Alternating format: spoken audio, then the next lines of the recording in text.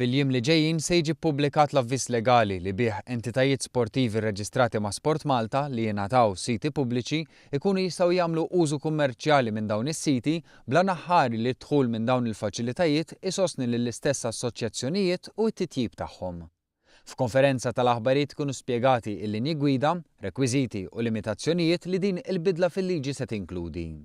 Pereżempju mhux se jkunu permessi nightclubs, ħwienet tal-logħob, lukandi u residenzi, imma fost oħrajn jista' jingħata permess għal hostel marbut mal-attività sportiva. Barra minn hekk spjega l-perit u avukat Robert Musumeci, fl-applikazzjoni tagħhom il-klabs sportivi jridu jinkludu dettalji fosthom it-tip ta' attività kummerċjali, pjan ta' negozju u spjegazzjoni dettaljata ta' kif l-għaqda sportiva se tibbenefika minn tali kummerċjalizzazzjoni.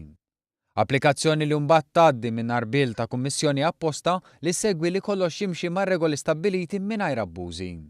Min-naħa tagħha l-Awtorità tal-Artijiet tintalab biex jiġi kkalkulat iċ-ċens dovut fuq l-art skont mekkaniżmu stabbilit.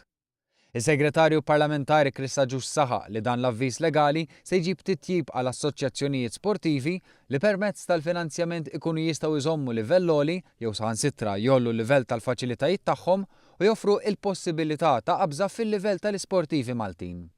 Dan hekk kif l-għaqdiet sportivi għal snin twal irnexxilhom jgħixu permezz tad-dedikazzjoni tal-volontiera u xi benefatturi u sponsors u ħafna drabi jaffaċċjaw diffikultajiet finanzjarji. Allum nemmnu li permezz ta' din il-liġi se nkunu qed ngħinu lill-klabs lill-għaqdiet sportivi, l-assoċjazzjonijiet nazzjonali li jsiru sostenibbli, ikollhom aktar dħul u allura ikunu jistgħu jagħmlu l-qabża fil-kwalità li jiena tant nixtiequ. Din l-inizjattiva ġabet l-appoġġ ta' numru ta' entitajiet li kienu wkoll involuti biex din il-ħolma sseħħ. Fosthom Matthew Paris, il-Viċi President tal-Assoċjazzjoni Maltija għall-Futbol, kif ukoll Father Hilary Taljaferro li nnota kif dan il-proċess li beda lura fl-1983 illum fl-aħħar qed jara din it-tama s-realtà. U tenna l-isfida biex l-isportivi jagħtu risposta tal-fiduċja mogħtija lilhom bil-kisbiet sportivi tagħhom.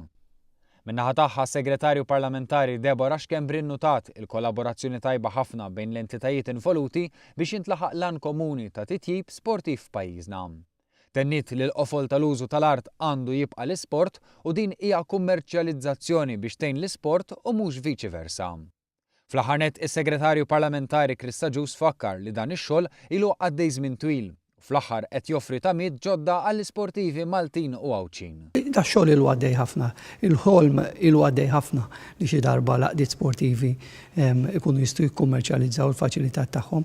Illum wasalna bi prodott finali sabiex issa fil-ġimgħat li ġejjin tidħol fis-seħħ u jekk il-bambin irid naraw l-ewwel proposti għall kommerċjalizzazzjoni ta' faċilitajiet sportivi.